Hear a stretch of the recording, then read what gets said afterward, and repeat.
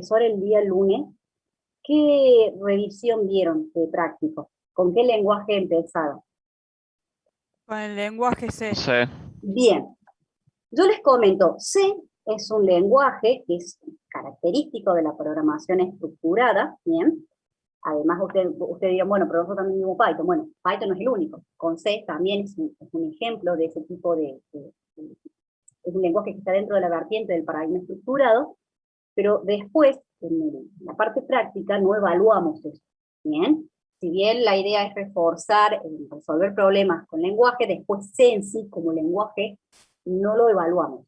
Si evaluamos lo que vamos a ver en la segunda clase a partir de la semana que viene, que es el que está en la unidad 3, que es Smalltalk, que es paradigma orientado a objetos. Entonces esto más bien como para que tengan una idea general de otro lenguaje dentro del paradigma estructurado, pero no es algo que se evalúa. El teórico sí, bien, que es lo que vamos a ver ahora. Entonces, en esta filmina está un poco integrado la unidad número 1 y la unidad número 2. La 1 es introducción a lenguajes y paradigmas. Acá vamos a hacer, chicos, como una revisión en términos generales de lo que vamos a ver en la materia, ¿bien? Y algunos conceptos que también ya los traen de ahí. Y en la unidad número 2 vamos a hacer como foco y pararnos en el paradigma estructurado, que es lo que ustedes ya conocen de ahí. O sea que hay muchas cuestiones que por ahí la vamos a refrescar y a repasar de la materia de primer año. ¿Bien? Entonces, vamos a ver por aquí. Objetivo. La idea, vuelvo a reiterar, es como hacer un recorrido lineal de lo que vamos a ver en la asignatura. Bien, tanto en el teórico como en el práctico. Y por eso, gente, si ustedes se ponen a ver el material, la primera parte hay un montón de definiciones de ciertas cuestiones que son elementales para nuestra materia, pero a mí me parece mucho más interesante plantearlo como un mapa conceptual.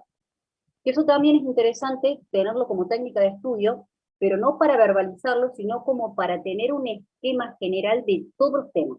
Ustedes saben que ciertas unidades son muy largas, entonces uno empieza a relacionar ciertos temas, ¿bien?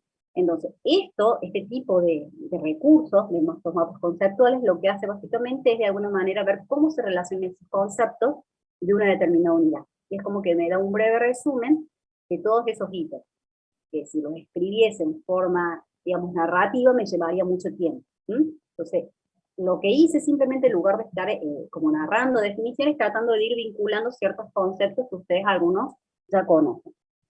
Ustedes, chicos, en AED, se iniciaron en esto de la programación para, bueno, aquellos que no tenían idea, hay algunos que mejor sí ya tenían base en programando. Pero si uno tuviese que conceptualizar la programación como proceso, básicamente ustedes, ¿qué tareas hicieron? Diseñar. ¿Diseñar qué? Diseñar una solución, ¿bien? Diseñaron una solución, después pasaron a la etapa de codificación, Python. Después lo que hicieron que testear ese programa, y la idea es testear para saber si realmente este programa exhibe los resultados que nosotros estamos esperando, ¿bien? Y después, que algo que no lo hemos hecho, porque eso se da más en el ámbito profesional, el hecho cuando uno instala un programa finalmente, en algún punto tiene que hacer una operación de mantenimiento, tiene que mantener esos sistemas, cosa que, bueno, nosotros en nuestra materia no llegamos ahí, bien, claramente. Pero sí las etapas claritas que tuvieron, esto de idear una solución, que es una parte como crítica en AED, es un desafío en realidad para los estudiantes, la parte de codificación que no revierte complejidad, digamos, la parte de la construcción más compleja es en el idear la solución, y después esto del testeo, que no es algo menor. Esto del tema de ir testeando y viendo, puedo de alguna manera evaluar y hacer calibres, o tener que tocar el código, refinar ciertas cuestiones, porque bueno, hay ciertas cosas que en algunas pruebas, en términos generales funcionan, pero para algunos caminitos que son muy puntuales, a lo mejor no. Entonces eso nos ayuda a refinar esa solución. Todo el mundo lo hizo, y lo hizo en AED. Están acá porque lo pudieron resolver. Ahora bien, en ese proceso de programación, como resultado final tuvieron un programa computacional, un código fuente, lo que se dice. Ahora bien, ese programa computacional básicamente está constituido por un conjunto de instrucciones, que está basada en un determinado lenguaje de programación, que usted el que conoce, fue Python, ¿bien? Y la idea es que ese programa permitía resolver una tarea específica. Ahora bien, ¿qué sucede que esto no lo conocen? Los programas en general, un código fuente que ustedes han escrito en AED, puede ser más expresivo, ¿bien? O tiende a ser más declarativo. ¿Qué significa que sea expresivo y qué significa que sea declarativo? y nos paremos en lo que sabemos. Ahora nosotros programa en AED, ¿bien? Hicimos código fuente en Python, estuvimos programando, bueno, ese programa, ¿qué tendría que ser la solución que escribimos nosotros? Bueno, desde el punto de vista conceptual tiende a ser más expresivo. Y bueno, uno dice, bueno, pero ¿por qué es más expresivo? Porque se supone que la forma de idear la solución que nosotros hemos hecho tiende a ser más simple, bien, más corto y fácil de entender. Donde en realidad cuando uno expresa la solución, tiene mayor control de ese proceso para llegar a un resultado. ¿Qué sucede? En ED, para idear una solución, ¿qué hicieron? ¿Qué tuvieron que hacer? Diseñar algoritmos. Y un algoritmo se supone que tiene estas tres partes: entrada, proceso y salida. A ver, en cualquier problema que le dábamos en primer año, las entradas eran claritas, ¿verdad? Ahí no había ambigüedad. ¿A qué queríamos llegar? En principio tampoco. Y si había ambigüedad, preguntamos porque tenemos que saber a dónde queremos llegar. El desafío del algoritmo era el proceso. Era justamente en esto que transforma estas entradas, cómo hago para transformarlo en la salida, en lo que en realidad me está pidiendo el requerimiento. Esta forma de expresar una solución, el programador tiene un contacto directo, un control directo sobre ese proceso. Es decir, en esto que me permite transformar las entradas y las salidas, yo tengo que adaptar algo, y bueno, yo voy directamente, toco código y lo refino. Chao. Bueno, generalmente una forma de escribir código de esa manera, donde el programador tiene un control directo sobre ese proceso, tiende a que esa solución, como está codificada, tiende a ser más expresiva. ¿Por qué? Porque se dice que uno tiene un control sobre ese proceso, de eso que está intentando resolver. Uno dice, pero bueno, pero eso debe ser en todos los programas así. No, no en todos. Porque ustedes lo que han visto es solamente un paradigma, es decir, no, yo resolví un problema. ¿Y qué es lo que hacía para resolver un problema? Bueno, primero leía, bien, a dónde quería llegar. Leía las entradas. Pero después, ¿qué es lo que tenía que hacer? Bueno, tenía que idear un algoritmo. Tenía que focalizarme en esto de entrada, proceso, salida. Y esa en realidad es la única forma que concebimos de resolver el problema, porque es la única que conocemos. La interrogante acá ¿es la única esa forma? No. ¿Por qué? Porque existen otros paradigmas y que el foco para resolver un problema es diferente. Acá estamos poniendo en esto del algoritmo, pero en todos hay algunos que uno diría, bueno, pero profe, el algoritmo no deja estar. A ver, acá en el paradigma estructurado ocupa como un rol muy principal, muy protagonista. En otros paradigmas, si bien está, pero el rol que cumple está un poco más abajo y toma preponderancia otros conceptos. Si yo programo de esta manera, claramente mi programa es expresivo, porque de alguna manera tengo mayor control sobre, en realidad, esto que permite transformar las entradas en salidas, en esto que quiero resolver. Y uno, bueno, dice, pero ¿qué será entonces esto que un programa sea declarativo? Y por lo general, los programas que son declarativos son programas que vamos a aprender a programar en esta materia. En AED no lo han visto. ¿Qué significa que un programa sea más declarativo? Significa en realidad que yo cuando resuelvo un problema, en realidad no pongo el foco en cómo resolverlo, sino en el qué del problema.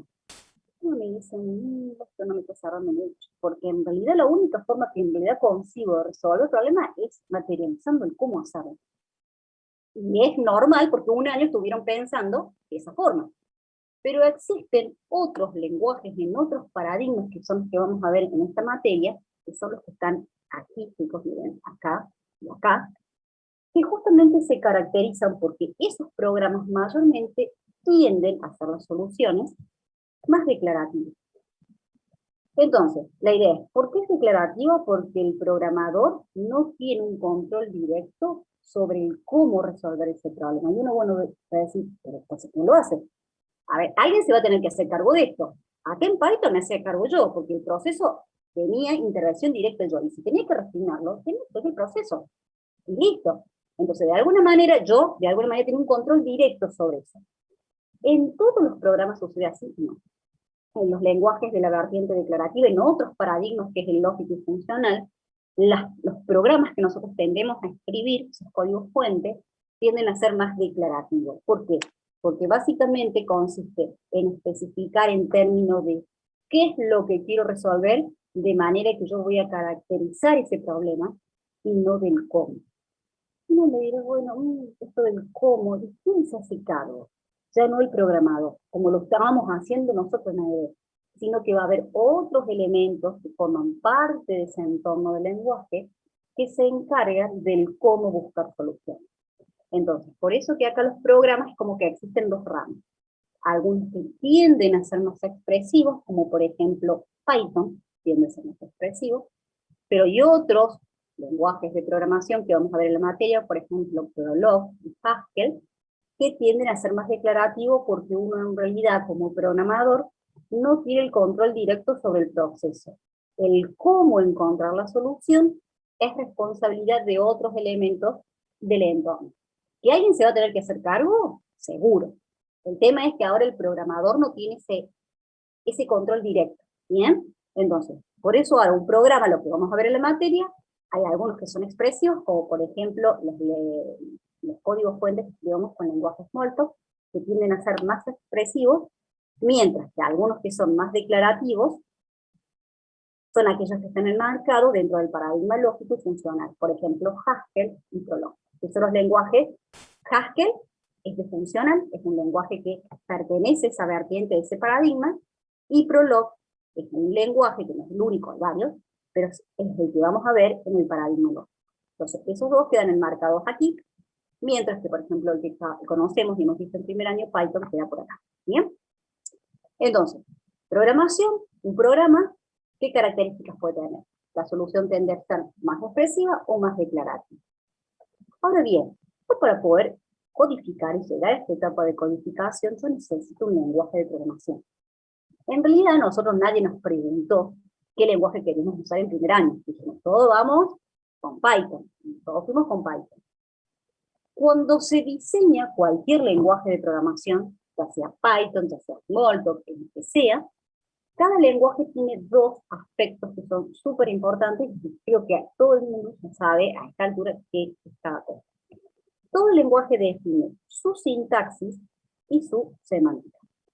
¿Alguien sabe qué es sintaxis y semántica? Con sus palabras, con lo que entiendo, ¿no es cierto? Sintaxis sería cómo están formadas las palabras y semántica, el significado que tienen. Muy bien. Fíjense que acá el compañero clarito lo expresó. Un lenguaje de programación, todos los lenguajes, bien, tienen su sintaxis, que básicamente define las reglas que yo tengo que tener en cuenta para escribir una instrucción y que sea válida en el lenguaje. Si yo, chicos, miren, escribo acá en el chat. Si yo tengo algo como esto, tengo en el chat. Si yo escribo esto,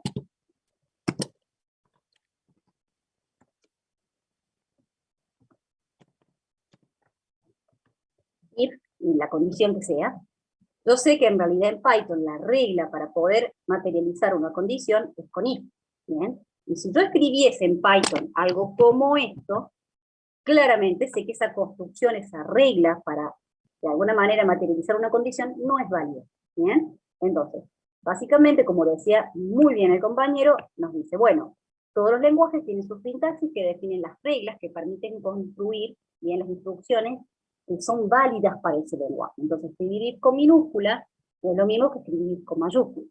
Con mayúsculas, desde el punto de vista sintáctico, sería un error. Ahora bien, ¿la semántica con qué tiene que ver? Define en realidad el significado. Yo sé que la palabrita if, le tengo que dar un sentido, una interpretación, es el significado en realidad que representa que eso es una condición. Entonces, cada instrucción válida, yo sé que para escribir una condición lo tengo que escribir de esta manera, porque es la forma válida de hacerlo. No puedo hacerlo de otra. Y la semántica tiene que ver con esa palabra reservada del lenguaje, cuál es el significado, la interpretación que tiene. Como para representar, por ejemplo, una estructura recursiva o una condición. ¿Bien? Entonces, todo lenguaje de programación define su sintaxis y su semántica. Y acá vamos a ver algo que creo que no sé si todo el mundo conoce, que es algo que sí lo vamos a ver mucho en la materia, que los lenguajes de programación tienen una clasificación en puros e híbridos. ¿Y eso con qué tiene que ver? Tiene que ver con las formas de programación que soporte el lenguaje para poder implementar. Yo tengo que implementar una solución, yo digo, bueno, a ver, un lenguaje que es puro solamente admite implementar soluciones bajo el paradigma de orientación a objetos. Y solamente ese paradigma. Ustedes recuerden que un paradigma, dan de cuenta, en forma simple, que es una forma diferente de resolver un problema a la que conocen de AED. Paradigma en términos generales. Este paradigma tiene un nombrecito, es paradigma orientado a objetos. Ahora bien, los lenguajes que son puros solamente admiten recursos, digamos, para poder implementar soluciones bajo este paradigma de orientación a objetos. Y uno diría, y bueno, ¿qué pasaría si quiero implementar una solución con el paradigma estructurado, como lo que conozco de AED? ¿Podría hacerlo en cierto lenguaje? En algunos que son puros, no. ¿Por qué? Porque lo único que en principio me dejaría programar es soluciones tomando como base esta forma de programación que define la programación orientada a objetos. Hay un lenguaje que vamos a aprender la semana que viene que se caracteriza o está dentro de esta familia que son puros. El lenguaje Smalltalk es un lenguaje que es puro. ¿Por qué? Porque se dice que solamente con Smalltalk podemos programar tomando como base la programación o el paradigma orientado a objetos.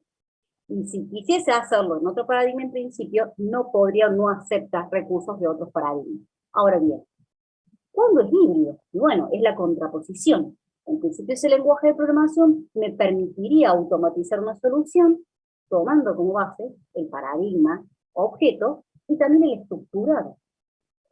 Y la pregunta del millón, a ver si alguien se imagina, no importa si se equivocan, no, cero drama, porque la clase es un espacio de construcción de conocimiento. Pero la cosa es, ¿qué les parece a ustedes Python? ¿Entrará dentro de la clasificación de lenguaje puro o híbrido? Es híbrido, profe. Es híbrido. Uno dirá, ¿por qué es híbrido? Porque yo digo, bueno, en realidad yo con Python programé estructurado. Pero en realidad con objetos nunca programé, que por lo menos yo me diese cuenta, nunca programé un objeto. ¿Qué sucede? En realidad que no hayamos programado no implica que no se pueda. Fíjense que cuando ustedes definían un registro en Python, por ejemplo, no sé, querían un vectorcito que tuviese un registro de alumnos. ¿Qué teníamos que hacer? Definir un registro de alumnos, que no teníamos una variable tipo registro que sea alumno. ¿Se acuerdan con qué palabrita empezaba para definir un registro en Python? Class. Class. Esa palabrita, chicos, class, no saben, quizá, fíjense que la ficha, cuando hablaba de la palabrita class, decía, bueno, ese palabrita es un elemento de otro paradigma que en este momento no vamos a profundizar, pero en realidad class es una palabrita que en realidad significa clase, y es un elemento que es una base de la programación orientada a objetos. Con lo cual, pero está dando la pauta, que el lenguaje Python me brinda recursos para poder implementar también soluciones con esta orientación a objetos. Que yo no lo haya hecho es otra cosa, pero en realidad el lenguaje es otra. Entonces, aquellos lenguajes de programación que admiten que se puede escribir una solución tomando como base los cimientos de la programación orientada a objetos o estructurado o cualquier otra que hace un mix, se dice que son híbridos. Hay algunos lenguajes que solamente admiten esta concepción o esta automatización de la solución usando un paradigma, por ejemplo, el de objetos, se consideran impuros. Entonces nosotros, el próximo lenguaje que vamos a ver en la materia, que es Smalltalk, es un exponente de lo que es un lenguaje de características puras. Entonces yo creo que la idea es que solamente vamos a poder programar bajo este paradigma y con las características de lo que diga la orientación a objetos para poder resolver un problema. Eso es lo que Profe, vamos a ir aprendiendo. Sí, diga. se le escucha muy no saturada, como si estuviera dentro de un embudo, A ver, digamos. como en una botella. Sí. La verdad que no sé qué puede haber pasado, a ver. Voy a tratar en lo posible.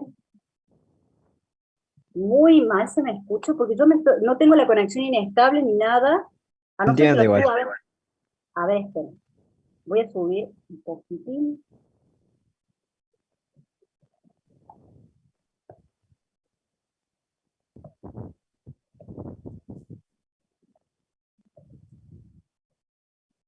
Vamos a hacer una cosa. Termino estos dos conceptos. Ahora está un poco más claro. Lo que pasa es que debe ser que debe estar muy, o muy cerca del micrófono. Me alejo. A ver, ¿ahí me escuchan mejor? Ahí mejor. Ok, buenísimo. Ahí está. Ahora sí, porque estaba pegada en pantalla, no juega eso. Bien, entonces hasta ahí creo que vamos. Vuelvo a reiterar, ustedes en la primera parte del apunte no van a encontrar esto. Van a encontrar como definición de paradigma, definición de esto, etc. Pero para no recitarle úrelo, como que he hecho esto de ir relacionando el concepto. ¿Qué sucede? Más al fondo del apunte van a encontrar que hay ciertos criterios para poder evaluar un lenguaje. A ver, chicos, esto no siempre tenemos la necesidad de evaluar un lenguaje. ¿Cuándo uno evalúa un lenguaje? Cuando generalmente uno trabaja en forma independiente. Si uno trabaja en una empresa, no tiene forma de evaluar. Uno tiene una materia, que te dijeron, che, mire, evalúa el lenguaje a ver con qué te pinta programar. No, vos programás en Python y chao, todos vamos a programar en Python, te gusta o no te gusta Python. Vos entras a una empresa, te contrata, y bueno, generalmente la empresa ya tiene incorporado, adopta cierta tecnología, y ciertos lenguajes, y bueno, uno se tiene que adaptar a eso. En algún punto, cuando uno tiene que ponerse la posición de, bueno, a ver, ¿qué lenguaje voy a usar? Yo, ha pasado, chicos de cuarto, quinto año, forman sus propios grupos, empiezan a hacer programas, así como pequeñas empresas. Bueno, ahí sí es como que uno se pone en este rol de decir, bueno, voy a decidir o voy a tener que evaluar a ver qué lenguaje para mí me conviene. Por ahí el que conviene pasa por el que más sé. ¿Cuál es el que más sé? El que más me gusta, bueno, el que es, elijo eso. Pero muchas veces hay ciertas cuestiones que hay que tener en cuenta, sobre todo qué tipo de problemas quiero resolver. Muchos con qué tiene que ver, con la portabilidad. Esto me parece que dentro de la escena acá es como muy clave. ¿Por qué? Porque la portabilidad tiene que ver con esto que cuando yo implemento un sistema, ese lenguaje me dé la posibilidad de poder cambiar de una plataforma a otra. ¿Qué significa? Poder cambiarme, si supongamos que yo hice un sistema de una farmacia, por decirles algo, y es una farmacia que tiene un montón de sucursales. Pero qué sé yo, en una sucursal tienen Windows, en otra sucursal tienen otro sistema operativo, que tenemos Linux. Y la idea es que yo tengo que implementar una solución y que esa solución puede ser instalable en cualquier sistema operativo. Con lo cual ahí, el tema de la portabilidad no es un detalle menor. Y eso es cuando uno lo ve. Bueno, cuando hace el relevamiento, uno tiene que ver así, bueno, sobre qué máquina va a funcionar, cuántas máquinas son, cuál es el sistema operativo que tiene, cuáles son los recursos que tiene. Entonces, todo eso de alguna manera delimita el tema de la tecnología. Todos los lenguajes de programación permiten que esa solución que implemente sea fácilmente intercalable dependiendo del sistema operativo que tenga y no. Por ejemplo, Java es un lenguaje que lo que implementa en ese lenguaje de programación tiene una alta portabilidad, en el sentido de que si yo implemento una solución, la puedo implementar o instalar en distintos sistemas operativos. Todos los lenguajes me dan esa flexibilidad, y Java sí, pero algunos otros no. Entonces, vuelvo a reiterar, esto de evaluar los lenguajes de programación solamente se da el caso cuando uno trabaja de manera independiente y sobre todo cuando hace el relevamiento de en dónde a futuro voy a instalar. No es que decir, bueno, yo tengo este requerimiento. Está bien, tiene que quedar claro los requerimientos con el cliente, eso es clarísimo, pero por detrás también tiene una parte técnica de factibilidad y un montón de cuestiones que hacen o van a condicionar esto de evaluar el lenguaje. Más allá del nivel de abstracción, todos los lenguajes que mayormente están usando ustedes, que conocen, son un nivel de abstracción alto. ¿Qué significa? Que siempre uno trata de resolver problemas o el lenguaje ofrece mecanismos donde yo pueda plasmar una solución y que básicamente es entendible, se acerca más a la forma de pensar del ser humano, la forma que expresa la solución. En los lenguajes que vamos a ver ahora, los primeros paradigmas con los que yo me formé en la carrera, en realidad cuando uno expresa una solución, la solución es expresada tendiendo a cómo en realidad la computadora entendía las instrucciones. Esos son lenguajes más de bajo nivel, porque en realidad piensan o se expresan esas instrucciones teniendo en cuenta que en realidad cómo la computadora lo entiende y lo ejecuta. ¿Qué sucede? A medida que la historia fueron pasando y pasando los años, fueron evolucionando los lenguajes tienen un nivel de abstracción más alto. ¿Y eso qué significa? Tratar de plasmar esas instrucciones desde el lenguaje, acercándonos a la forma en realidad en cómo lo entiende un ser humano. ¿Bien? Entonces, por eso el nivel de abstracción de los lenguajes que actualmente estamos viendo son muy altos. Un lenguaje que es un nivel de abstracción más bajo, por ejemplo, es C. C es uno de los lenguajes que tiene un nivel de abstracción más bajo porque la forma de programación básicamente hace, cuando yo escribía código, el código que uno está escribiendo ahí siempre está pensando en cómo en realidad la computadora va a entender eso.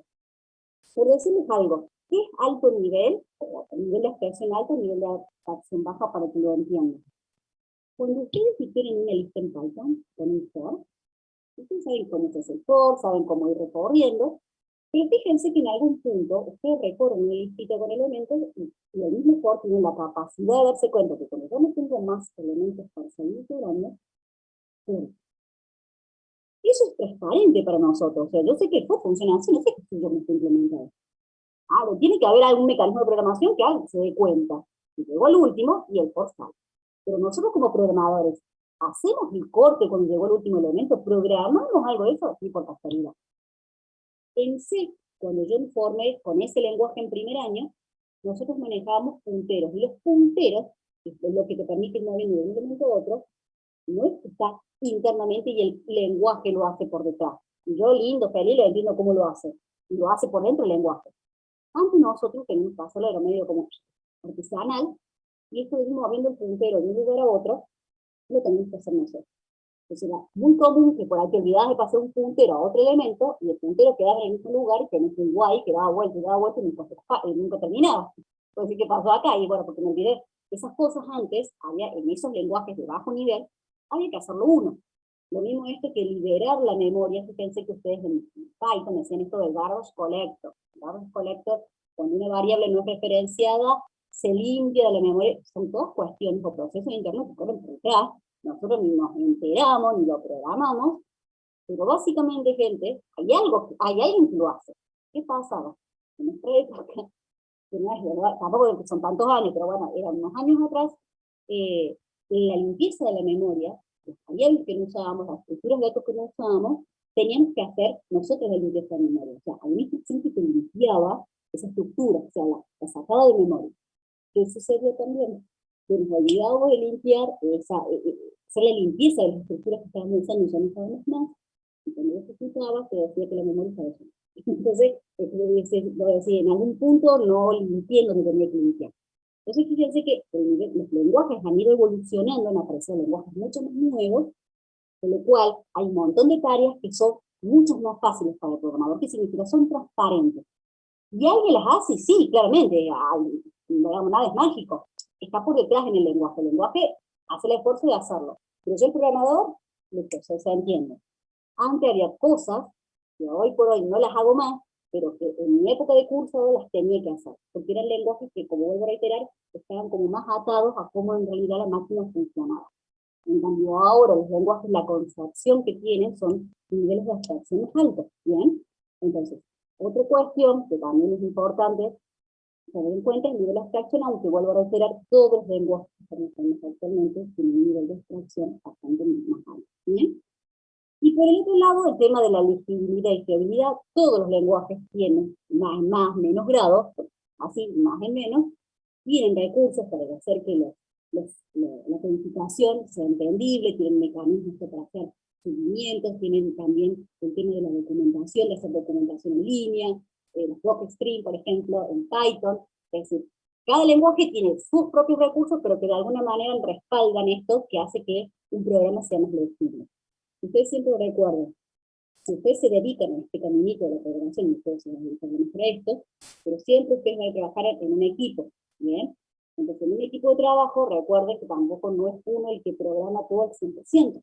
Entonces, tiene que haber un equipo, una comunicación, y el tema esto de que sea legible, no es solamente legible para mí, sino legible para el resto del equipo de trabajo, ¿bien?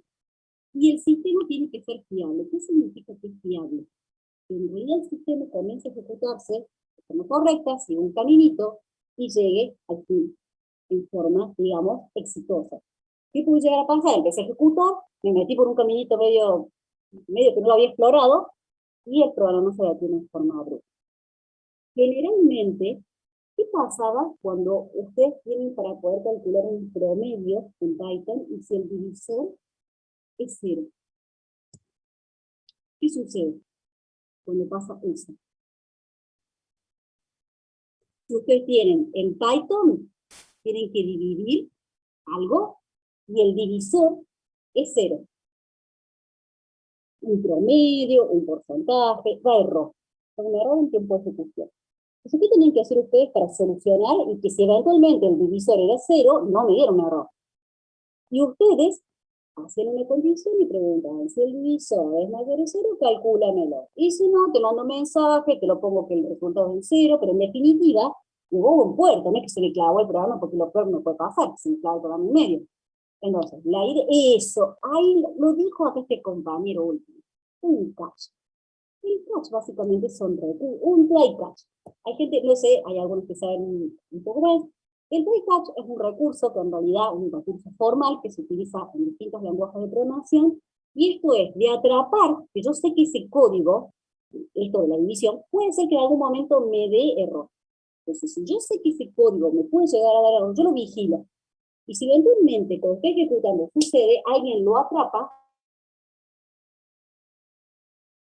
y hace algo. O informa un mensajito al usuario, mira, pero no se pudo calcular, no sé, algo. Una cosa es sin formato, y otra cosa es que el programa viene hablando perfecto y se me clavó y se detuvo el formato. Entonces, se supone que a esta altura, con la evolución que han tenido los lenguajes de programación, todos los lenguajes tienen estos mecanismos para poder atrapar excepciones de alguna manera que esa solución sea fiable, es decir, que lo que yo implemente con ese lenguaje de programación sea fiable. ¿En qué sentido? Que yo ejecute y que eventualmente siga un curso de acción y que termine en forma exitosa. Y si eventualmente no lo hago porque existen distintas situaciones donde puede haber un error en tiempo de ejecución, puedo cortar, ¿bien? Pero tiene que haber un mecanismo, el lenguaje me debería facilitar algún mecanismo donde yo lo intento atrapar y le voy a dar una solución. Ahora, no es lo mismo mandar un mensaje y decir, che, mira, no pude calcular o no se pudo calcular, y otra cosa decir que el programa se me detiene en forma de. ¿Bien? Voy a reiterar, estos criterios para evaluar, no siempre tenemos la posibilidad de ponernos y juzgar a ver qué criterio voy a tomar para elegir. A veces decir, che, mira, pegame en esto y chao, prendelo.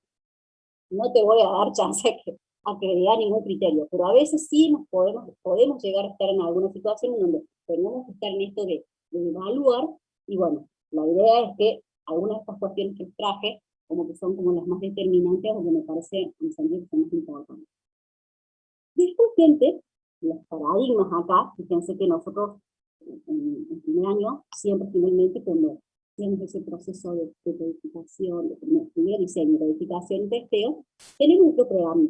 Ahora bien, nosotros cuando aprendemos a programar y resolver problemas, no son diferentes. Mira, vos tenés que diseñar un algoritmo. Vos tenés que tener que encontrar el proceso, la salida. Ahora bien, eso es lo que yo tengo como muy metido en el primer año. Y está bien que lo tengan muy metido, porque es todo un año resolviendo problemas de esa misma forma.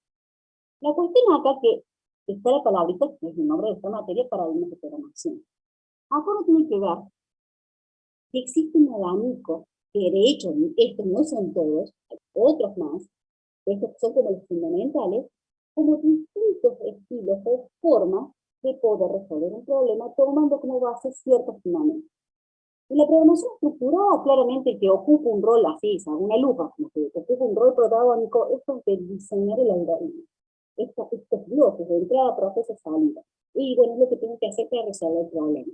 Ahora bien, esa forma, esa filosofía, ¿es la única para poder resolver problemas? No.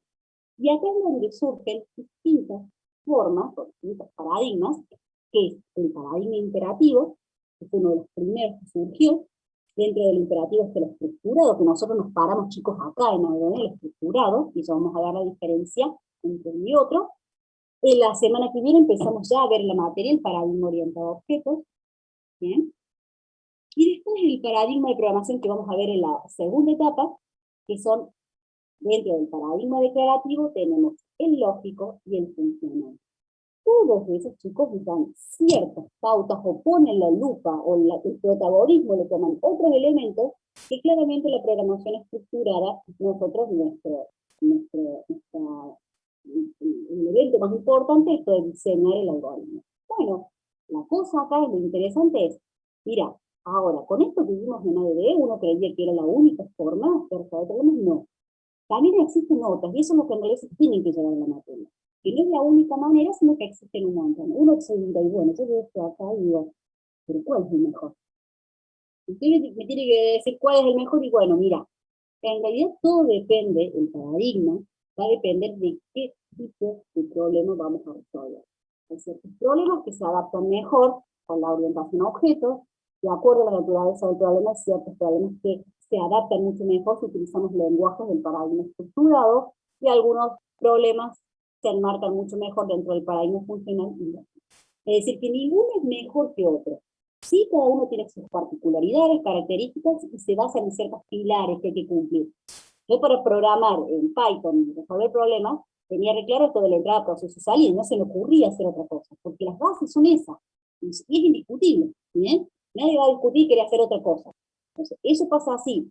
El paradigma define esas bases, esas cuestiones que son básicamente universales que hay que considerar para poder resolver un problema, y hoy lo que vamos a ver, en realidad a partir de esta semana, hasta que terminemos, es otros estilos u otras formas para poder de alguna manera resolver problemas.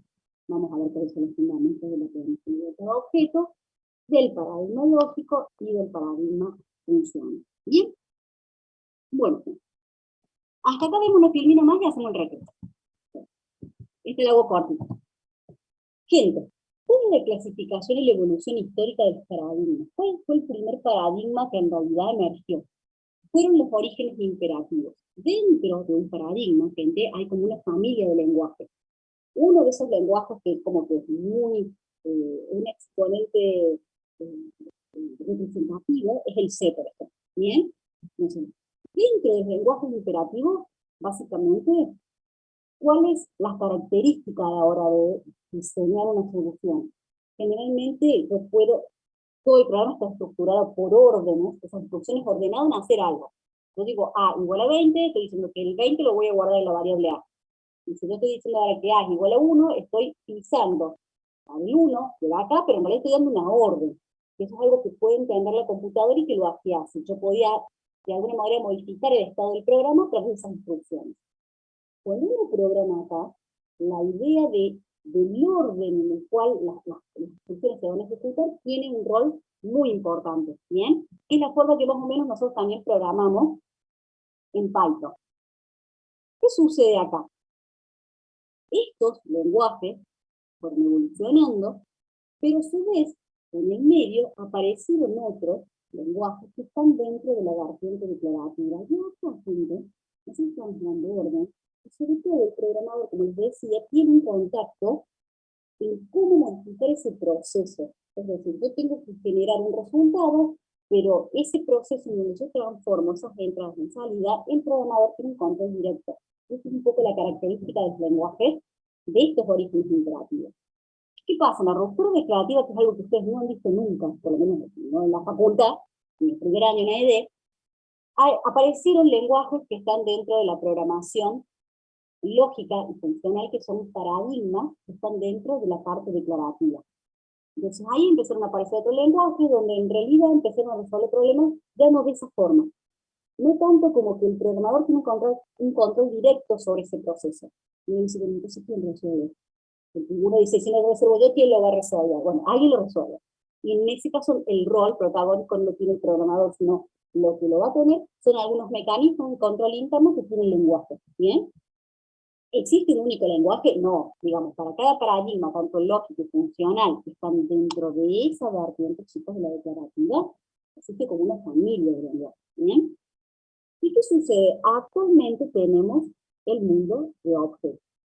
El mundo de objetos, básicamente la programación orientada a objetos, que es la que mayormente se usa, y como en la actualidad hay mucho auge del desarrollo de programación web, este tipo de paradigmas se adapta muy mucho, o se utiliza en realidad para poder resolver problemas o sistemas que están orientados a la web.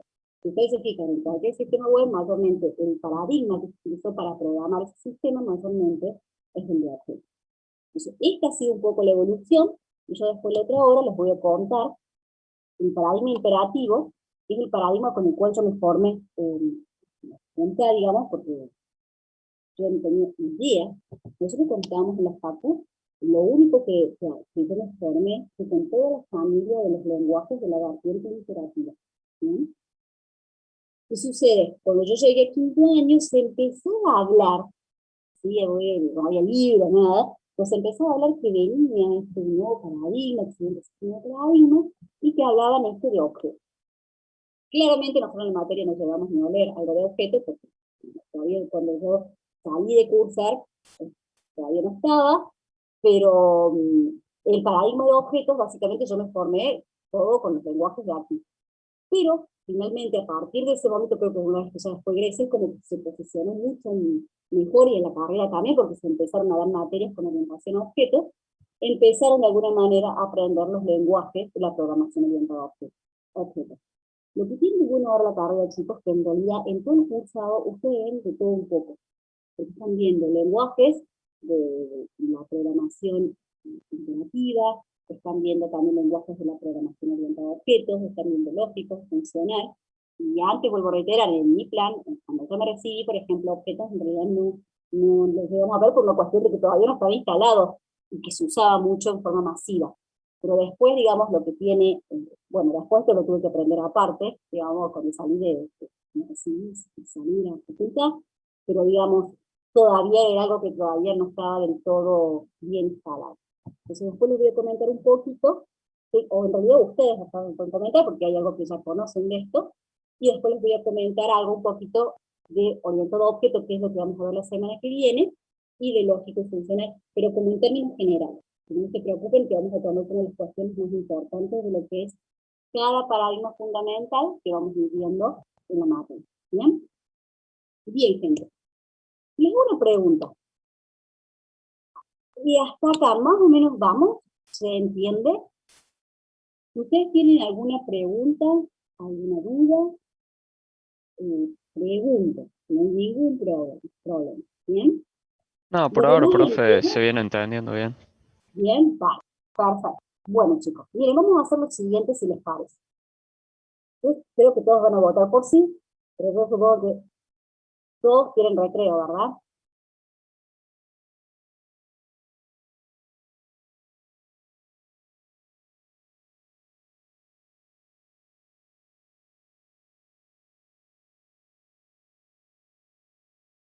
Ah, bueno, bárbaro, ¿la quieren tener corrido? Bárbaro. Entonces nos vamos a enojar un ratito antes. Ah. No hay problema por mí, no hay ningún problema. Como vos el pueblo. Yo por ahí no lo quiero saturar, pero bárbaro. Bueno, están motivados, vamos. Entonces sigamos, no hay ningún problema por mí. Yo ya vengo desde las 8 dando clases, y sé que estoy súper acelerada, que le sigo metiendo. Nunca he esperado, exactamente, nunca lo había esperado.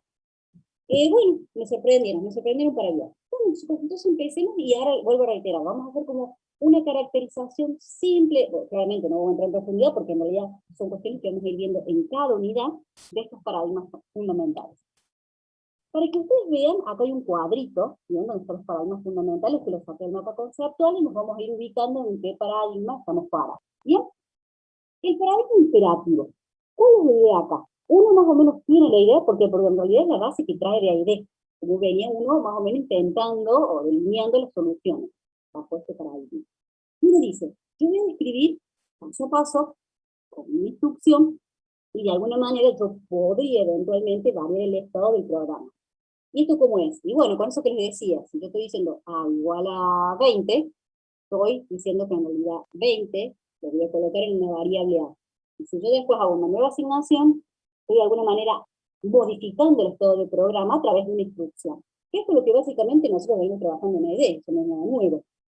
Y la cuestión es que este tipo de instrucciones nos llevan de alguna manera, el encadenamiento de esas instrucciones nos lleva a una solución concreta, algo que tenemos que resolver. Para poder hacer eso, que es lo que les decía, el protagonista era el algoritmo.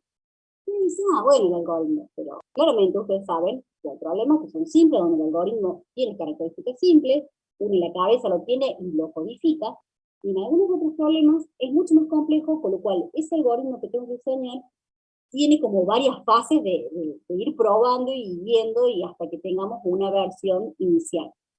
Entonces, sí tengo que describir un algoritmo. Acá no hay otra. Digamos, para resolver un problema tengo que pensar en esto de entrada, proceso, salida. ¿Bien? Entonces, es como el mecanismo para poder encontrar una solución. ¿Qué sucede? Ese paradigma imperativo, yo les cuento, esto no llegué yo a ser, no soy tan grande. Inicialmente, cuando uno escribía programas bajo esta forma de programación, muchas veces nosotros podíamos hacer algo como esto. Supongamos, para ver si me siguen. Igual vos escribís una instrucción, vos escribís otra. Vos antes, en el imperativo, si querías volver a la instrucción 1 y estabas en la 3, podías hacerlo. Y eso se denominaban saltos, ¿bien? Que se podían hacer o bifurcaciones, que en realidad en ese momento, en el estado donde estaba el paradigma imperativo, era algo que era viable de hacer. Ahora bien, ¿era simple el seguimiento de un programa con esas características? Y claramente no. Si un programa de 30 líneas, no pasa nada. Tomamos un programa de muchas líneas donde yo tengo saltos por todos lados y bueno, sí se va a complejizar el seguimiento. Con lo cual, del paradigma imperativo, chicos, fíjense que hay una flechita y pasamos a la estructura de qué es lo que paramos en algo. Y dice, bueno, ¿qué diferencia hay? Y acá nos dice, bueno, pero de arriba lo del imperativo no, toma como base y veamos qué cosa en realidad mejora el estilo este. Fíjense que si venimos por acá, entonces el paradigma estructurado, tenemos esto del algoritmo, en donde acá claramente utilizamos la estructura de datos y sería nuestro programa, la sumatoria de algoritmo y estructura de datos. Con lo cual esto tenemos de entrada, proceso, salida, y teníamos acá, fíjense, el diagrama de flujo para poder de alguna manera materializar ese algoritmo. ¿Era necesario? No, si algo muy simple en la cabeza ya está, pero si es algo más complejo, es una herramienta de apoyo buena el diagrama de flujo.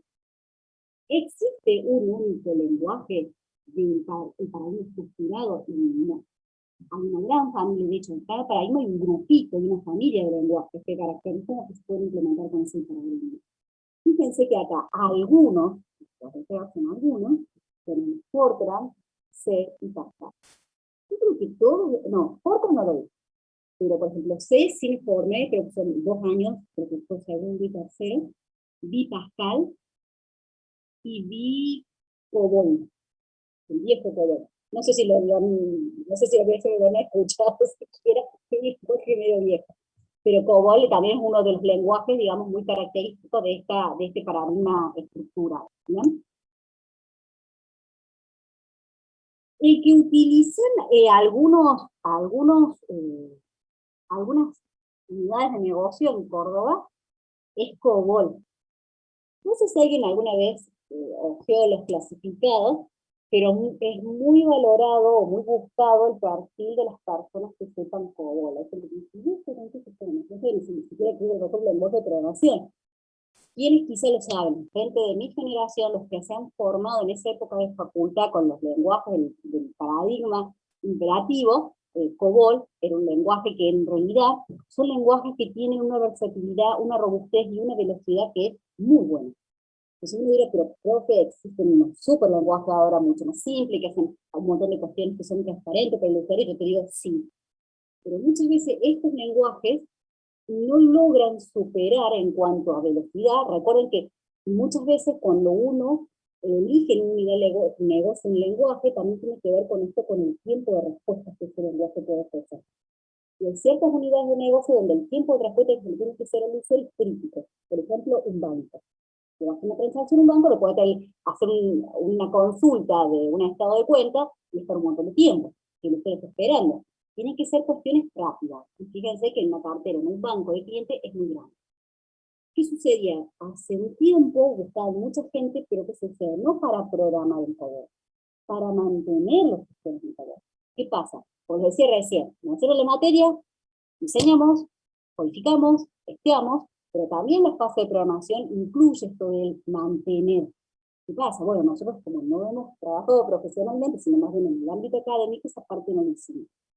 Hay muchos sistemas que están con COBOL, que claramente necesitan ser mantenidos, y que para ser mantenidos necesitan ser todo el código, con lo cual necesitan saber COBOL.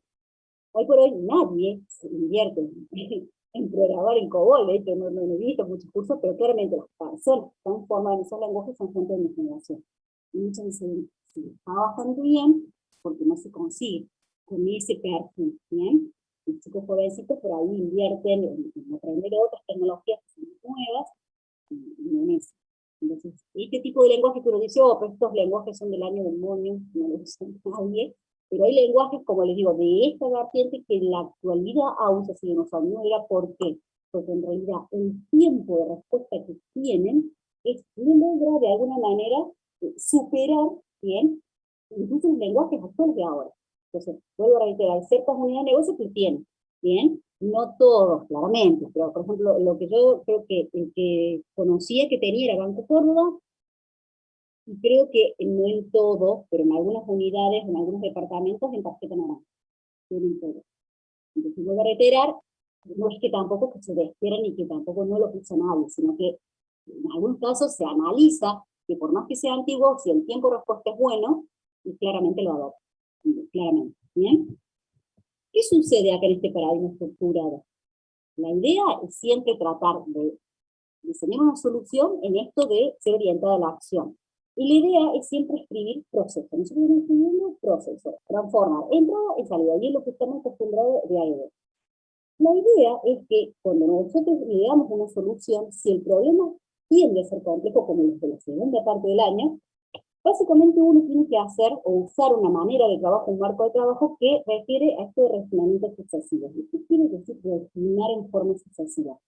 Yo puedo tener una versión inicial de lo que quiero hacer, pero claramente, si el problema es complejo, es como que digo, bueno, es probable que esto necesito de alguna manera darle una vuelta de rosca. Porque cuando uno ejecute, ve que en realidad para un montón de cabinitos esto anda bárbaro, pero cuando toque uno, que era el que menos esperaba y lo trato de ir por ese lado, ahí el programa termina en forma abrupta. Con lo cual, ahí, ¿qué tengo que hacer? Esto de ir refinando de manera permanente. ¿Y esto quién me lo da? Y cuando voy testeando, el testeo hace de alguna manera volver muchas veces un paso para atrás y tener que ir refinándolo. Si por ahí es un problema simple, quizá esto de ir refinando en forma sucesiva no sea tanto, pero si es un problema de una complejidad mediana alta, es muy probable que esto se dé. ¿Bien? Y vuelvo a reiterar, si el problema, como os decía, es complejo, yo utilizo como herramienta de respaldo un diagrama de flujo, un de código, porque chicos, es imposible muchas veces por la complejidad del problema tener todo en la cabeza. Y uno necesita como una herramienta auxiliar para ir de alguna manera plasmando eso y hacer un seguimiento. A ver, cuando la cosa es simple, lo tengo acá, porque son pocas cosas, pero cuando es mucho, este tipo de herramientas, tanto pseudocódigo, diagrama de flujo, el que quieran, apoyan bastante a esta tarea. ¿Bien? ¿Qué sucede acá? El paradigma estructurado, uno dirá, bueno, pero ¿qué diferencia hay entonces entre el imperativo y el estructurado? Las cosas son muy similares. Pero hay algo que acá no se puede hacer, porque detectaron que en realidad eso no era bueno. Fíjense que el imperativo, está bien, yo tengo una secuencia de instrucciones, pero ¿qué me permitían hacer en ese momento? Yo agarraba, cuando en la línea 3 podía volver a la 1. Eso se podía hacer. ¿Qué sucede? Como se vio que en realidad eso generaba más problemas que beneficios, lo que se hizo cuando se hizo un pasito más que amplio, se basó en el imperativo y pasamos se basó en la estructura y pasamos el imperativo, pasamos a la estructura, ¿qué es lo que sucedió? No se podían hacer más esos saltos, cuando se podían hacer más, pero en su lugar se empezaron a hacer uso de las estructuras de control. ¿Cuáles son las estructuras de control que conocemos? De secuenciación, selección y los mecanismos de migración, las estructuras repetitivas. Entonces, cuando yo paso del imperativo al estructurado, fíjense que la palabra lo estoy diciendo, yo puedo usar, en lugar de estar yendo y viniendo, usando etiquetas, directamente eso que no se puede hacer y en su lugar trato de utilizar estos recursos que son las estructuras de control. Por eso es que ahí se llama estructurado. ¿Bien? Entonces, eso es la diferencia, fíjense que esto es como un refinamiento, y acá donde estamos parados, donde ustedes estuvieron parados durante todo un año en aire. ¿Bien? Tratando y parándonos en esta forma de idear soluciones. Siempre voy a reiterar la lupa, por poco la tiene, esto de diseñar el algoritmo. ¿Bien? Entonces, vamos a pasar por acá. En el paradigma estructurado, vuelvo a reiterar, esto está bueno aclararlo acá. La modularización es, uno dice, ¿para qué modularizo un programa? ¿O por qué modularizo? Bueno, porque tengo necesidad de un programa de esos muy grande, entonces una manera que el programador tiene como técnica para poder atacar un problema y que sea más simple para mí, lo divido en partes muy chiquititos. Entonces voy atacando parte por parte. Cuando termino lo último, terminé de resolver el problema general. Esto de la modularización, como una técnica de programación, es algo que en realidad en más o menor grado se da casi en todos los paradigmas. Y el imperativo, perdón, el estructurado no es la excepción. Acá la modularización, cada módulo básicamente se va a encargar de hacer una tarea específica y concreta. ¿Bien? ¿Qué característica tiene que tener un módulo en términos genéricos? Una parte de ese programa. El tamaño tiene que ser relativamente pequeño, no muy extenso, y que tiene que haber una independencia modular. Esto implica que ese módulo conoce sus características, lo que hace internamente él, lo que hace el otro, o la estructura de funcionamiento de otro módulo, en realidad no tiene idea de lo que hace. Por eso dice que tiene una característica de caja negra. Si yo le situamos, digo, bueno, si en realidad yo estuve programando un año con estructurado en Python, ¿cuál era el nombre que tenía un módulo en Python? Porque esto del módulo es un término muy genérico, pero ahora si yo me pongo en un lenguaje en particular, ¿cuál es el nombre con el cual yo modularizo algo en Python? ¿Una función? Exactamente, muy bien. Y uno dirá, bueno, pero en todos los lenguajes así, un módulo, no. No. Entonces ahora les voy a poner un ejemplito con sé que algo me tomó el profe, por eso se los voy a traer a colación. Pero nosotros en Python todo es función. Es decir, que si yo quiero hacer algo pequeñito, dividir un problema en partes más chiquititas, yo tengo que implementar funciones. Cada función tiene como propósito, misión, hacer algo concreto, y eventualmente esa función, como ustedes ya saben de AED, puede devolver un resultado o eventualmente no devuelve nada. ¿Bien? Entonces, vamos a ir por acá. Estamos dentro del paradigma estructurado, que esto está en la unidad 2, chicos. Entonces yo digo, la forma de modularizar cualquier paradigma estructurado, básicamente, si paramos en C, básicamente, que es lo que ustedes vieron con el profe, hay algo que se llama subrutina. La subrutina en términos genéricos, vuelvo a reiterar, es un pedacito de código, una porción de código que se ocupa de hacer algo concreto. Resuelvo esta tarea específica. Ahora bien, fíjense que en Python, yo digo, bueno, a ver, un módulo genérico para mí es una función, porque en Python yo lo llamo función. Pero fíjense que depende en dónde estoy parado, esto del módulo, ¿bien? Subrutina, tiene un nombre distinto. Por ejemplo, una subrutina en C hace una clasificación o un módulo. Y acá habla de procedimiento y función. ¿Por qué? Porque el C, el lenguaje, es una diferenciación de esa pequeña parte del código en esto de, si vos me podés devolver un resultado, si vos tenés un return, tiene un nombre. Y si vos tenés otro pedacito de código que no te devuelve nada, tiene otro nombre. Para nosotros en Python, eso era todo función. Con retorno o sin retorno, todo era una función, ¿bien? Pero fíjense que nos fuimos a otro lenguaje, el concepto es el mismo, pero acá sí hace una diferenciación entre lo que devuelve un resultado y lo que no devuelve. Las funciones en C son pedacitos de código que ejecutan una determinada tarea, pero que eventualmente devuelven un determinado valor. Mientras que el procedimiento tiene un conjunto de instrucciones que resuelven una tarea específica, pero que no devuelven un determinado valor.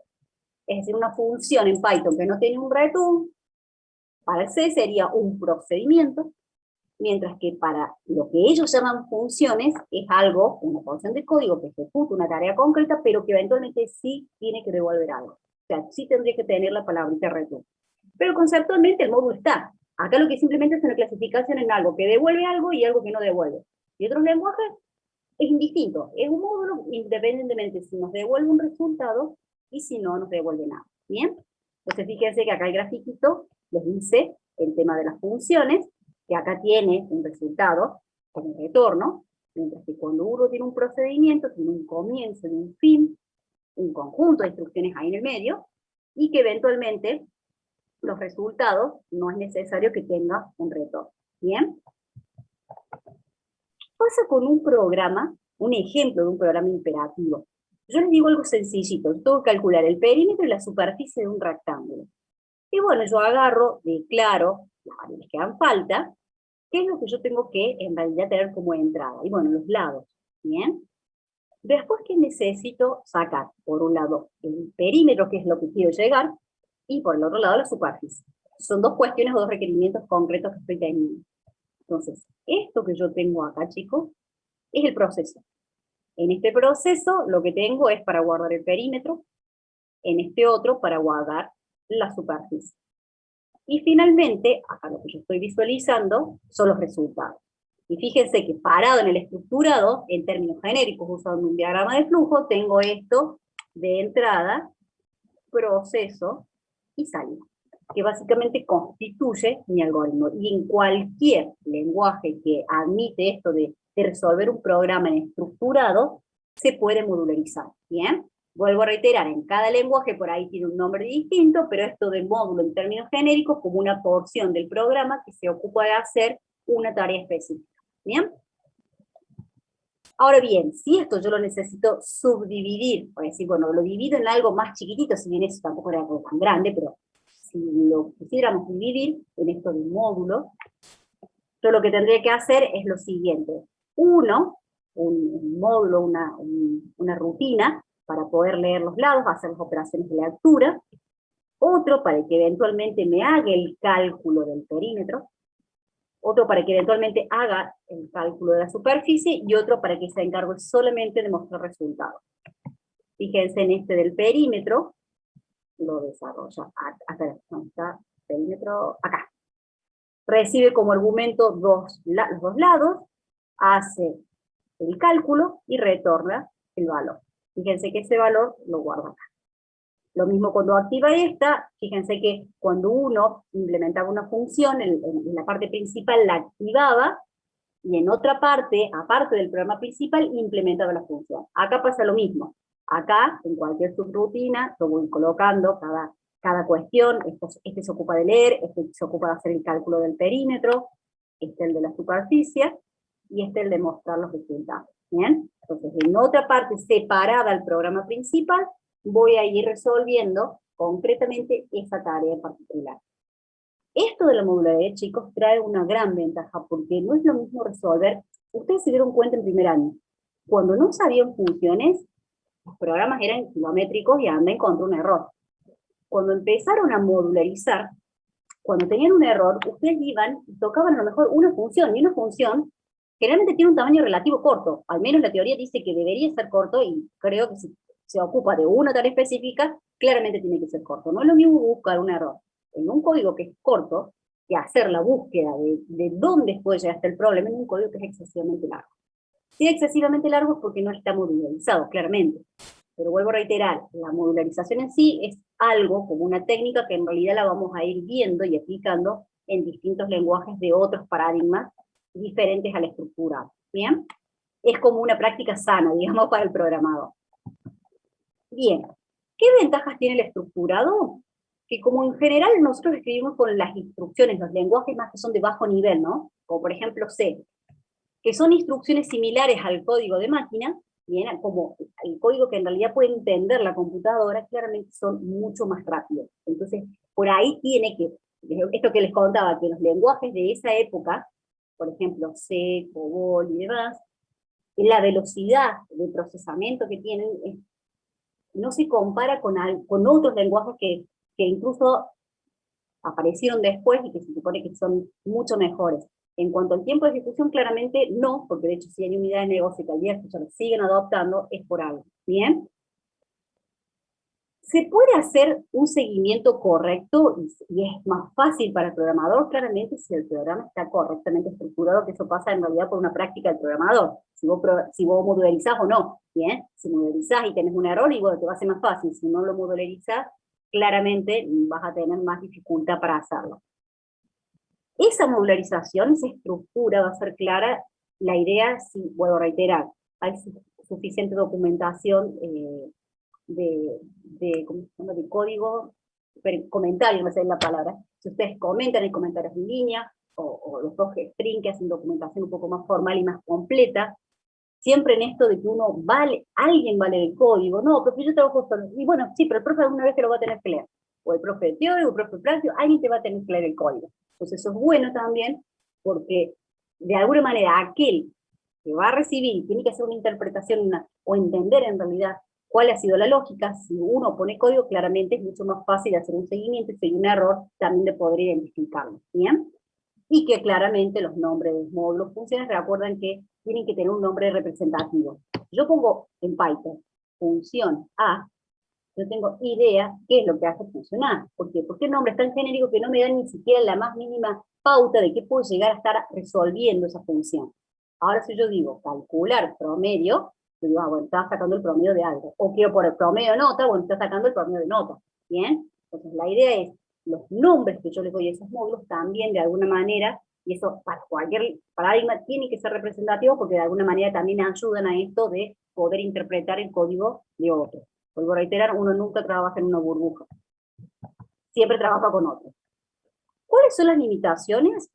Yo claramente no veo mucha limitación. ¿Qué sí veo de bueno?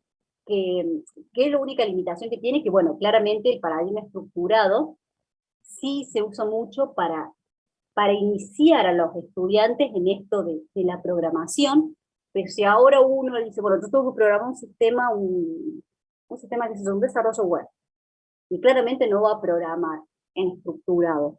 Claramente han ido ganando terreno otros paradigmas. Hoy por hoy el paradigma que está bastante más fuerte instalado es la programación orientada a objetos, ¿bien? Ya no se usa tanto, pero en algunas situaciones sí se justifica, claro, en la programación orientada a objetos, en algunos sí se justificaría, dependiendo del problema que tengo que resolver, ¿bien? Y vuelvo a reiterar, ¿no saben que hay algo que tiene de bueno? Y acá quiero que lo entiendan. Uno dice, pero yo no lo uso mal, estructurado ya lo vi en primer año, siempre estoy usando, es súper útil. Soy ferviente defensora de que ese paradigma tiene que ser el que primero el alumno aprenda para iniciarse en esto de la programación.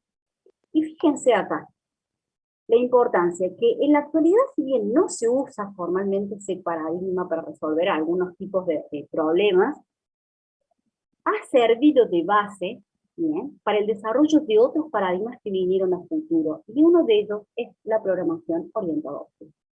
Si bien la programación orientada a objetos, la lupa la pone en otro lado, pero las bases internas las saca de acá. Es decir, que de alguna manera no se fue del todo. Se empezó a construir de ahí, con otra concepción diferente, ya el algoritmo, esto de la entrada, proceso, salida, no tiene como el rol protagónico, pero fíjense que muchas de las bases que están en este paradigma las tomó la programación orientada a objetos. ¿Bien? Entonces, eso es como bueno. ¿Qué tipo de cosas se pueden hacer?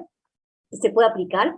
Generalmente sistemas de bajo nivel, programación de microcontroladores.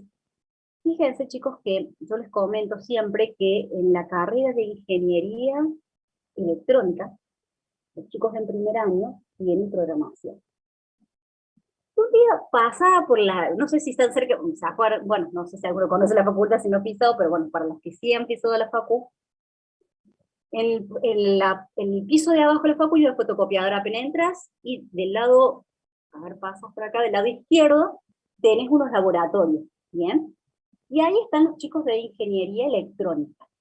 Y un día se me ocurrió chismear, pues soy muy curiosa del conocimiento que había en la pizarra, que estaban dando, y me iba así, está dando C. Pero acá no está sistema, el sistema está en las aulas de arriba. Entonces agarro y pregunto al chico, le digo, disculpame, ¿qué año es? Dice, primero. ¿El sistema? Le digo, no, me dice electrónica. Electrónica, digo, vence. Después entendí, cuando empecé a preguntar por otros lados, ¿por qué veían ellos C? Digo, pues sí, en realidad esto tendría que, el perfil es más para un ingeniero de sistemas. Porque en realidad los chicos en electrónica necesitan manipular, bien, cuestiones de hardware, controladores, todo ese tipo de cosas. Para poder hacer cambios en esos componentes, necesitan programas. Y los programas que se adaptan para hacer todas cuestiones de hardware, de bajo nivel, hacer bonificaciones y demás, es C. Entonces, ellos aplicaban eso para ese perfil que ellos tienen, claramente.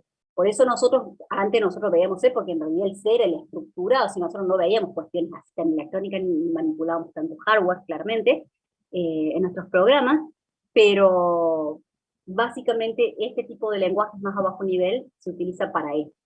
Entonces, por eso les traigo a colación el ejemplo este de que por qué los chicos en realidad en ingeniería electrónica estudian programación. Porque en realidad ellos tienen un perfil donde sí necesitan manipular y hacer cambios de estados en el hardware, y por ejemplo microcontroladores, todo ese tipo de cosas, y los lenguajes de paradigma se adaptan súper bien, sobre todo C, ¿bien? Ahora bien, vamos acá, esto voy a pasar rápido, no sé si hay cosas que me van a entender, porque todavía tengo que dar los fundamentos la semana que viene, pero sí como un vuelo de pájaro, ya sí vamos a pasar con los otros paradigmas, porque hay cosas ahí, pero hay toda una fundamentación por detrás de una explicación y que excede a lo que es la primera clase, pero El paradigma orientado a objetos, estamos parados acá. Y la idea es que el programa, fíjense que acá la palabra algoritmo, como uno dirá, pero no, sí estando el algoritmo, van a ver que en realidad sí está. Pero ya el foco, el protagonismo no es el algoritmo. Antes la parte protagonista era el algoritmo, ahora no. Un programa con la programación orientada a objetos se conforma de esta manera. Objetos y mensajes. Es decir, si yo planteo un programa que tiene que ver con la parte académica, yo digo, bueno, puedo tener un alumno, un objeto alumno, un docente, un curso y una aplicación. Esta aplicación, este objeto sería mi programa. ¿Bien? Pero ese programa interviene en otros objetos, y estos objetos que a mí me interesa que en realidad interactúen son el curso, el docente y el alumno. Entonces la idea es que el curso puede solicitarle algo al docente, y ese docente puede responderle, ese alumno puede preguntarle algo al docente, y el docente también puede responder. Es decir, el programa va a tener funcionalidad cuando en realidad esos objetos manden un mensaje a otro y ese otro puede responder. En esa respuesta es donde el programa empieza a interactuar, puede ejecutar y dar una respuesta. ¿Bien? La idea es, ya vamos a ver bien esto la semana que viene, pero fíjense que acá, vuelvo a reiterar, el que toma preponderancia el elemento son los objetos. Un objeto, si yo estoy acá paradita sola, no me comunico con nadie, claramente alguien me va a responder. Acá va a pasar lo mismo. Hagan de cuenta que es una persona y que si yo quiero algo, conocer algo de esa persona, yo me tengo que comunicar. La forma de comunicación en el paradigma es a través de lo que se llama mensajes. Vamos a ver la semana que viene qué es un mensaje un poquito más en profundidad. Pero es algo que me da la intencionalidad de comunicación con otro objeto y que este objeto me tiene que a mí responder. Si yo te pregunto de vos, pues se supone o espero que vos me respondas algo. Si yo estoy parada y vos estás acá al frente mío, y yo no te estoy diciendo nada y no te pregunto nada, y bueno, tampoco voy a esperar que vos me respondas nada. Acá pasa algo similar con los objetos. Entonces, el foco en la programación orientada a objetos en esto de identificar los objetos. ¿Y qué objetos? Y bueno, todo dependerá del dominio que quiera resolver. Hay un montón de objetos. Todo es objeto, si uno lo puede ver, conceptualizar. Ahora bien, si yo estoy resolviendo un problema específico en un dominio concreto, y bueno, a mí me hace falta este objeto, y esto. Como que hago un recorte de qué me importa, claramente. No puedo tener un millón de objetos tampoco en mi programa, sino a aquellos que realmente me interese considerar, de acuerdo, digamos, a lo que quiero resolver. Y acá pasa, gente, lo mismo. Como es un paradigma distinto, diferente, con esta formulita, con esta premisa, digamos, uno en principio podría resolver problemas con este paradigma. Acá también va a haber como un abanico de lenguaje. Simula, Smalltalk, Java, entre otros, pero el que nosotros vamos a ver que es un lenguaje puro, que solamente admite esto de esta forma de implementar una solución que es bajo la orientación a objetos, es Smalltalk. Esto lo vamos a empezar a ver formalmente la semana que viene. ¿Bien? Entonces, ¿qué ventajas tienen? En realidad ventajas tiene que ver mucho con la reusabilidad. Es decir, ¿qué significa esto? No me quiero meter mucho porque hay otras cuestiones de acá que tienen que ver con recursos, que tengo que explicar mucho, pero vamos a ver qué puedo explicar de por lo que saben. ¿Qué significa reusabilidad? Esto de la posibilidad de algo que yo codifico en mi programa y que eventualmente, si tengo que hacer otro programa, lo puedo reusar. Como los módulos que hacían en Python, que tenían un modulito con un par de funciones que eran genéricas, bueno, yo después les sacaba el jugo y lo usaba en distintos proyectos, bueno, una cuestión de ese estilo. De la forma en que vamos a programar, hay ciertas cuestiones o ciertas partes del programa que básicamente yo la podría en principio reutilizar en otros proyectos. Por eso se dice que el paradigma orientado a objetos, una de las ventajas que tiene es el tema de la reusabilidad. También por otros mecanismos que no vienen al caso en la clase de hoy, también hace que un sistema sea más mantenible y sea un poco más fiable. ¿Bien? ¿Qué limitaciones tiene? No sé, limitaciones, yo lo único que le veo es otra forma de resolver problemas, vuelvo a reiterar, está como fuertemente más instalado a la hora de resolver problemas este paradigma actual, en la actualidad. Lo que yo le saco como una limitación es que tiene una curva de aprendizaje alta cuando generalmente uno empieza a programar o se inicia en esto de la programación. Aprender con la programación orientada a objetos es un tema. A mí me tocó aprender esto cuando salí, cuando me recibí, cuando estaba en la calle. Imagínense, yo venía con el estructurado de primero sexto año. Así se imaginen si ustedes se le hizo piel esto del algoritmo, a mí se imaginan cómo se me hizo piel el aprender todo con estructurado. Cuando pasé al de objeto, les juro, chicos, me costó, pero horrores. ¿Y en dónde está el error? Lo viví en carne propia, de uno que ya sabe un paradigma y pasa a otro, que creo que les va a pasar a ustedes también. En esto de tratar, porque uno como ser humano trata de buscar un paralelismo. A ver, ¿qué era esto parecido a esto que yo había visto? Hay cosas en donde sí podemos establecer un nexo y una comparación. Ah, mira, esto que era así allá, acá tiene otro nombre.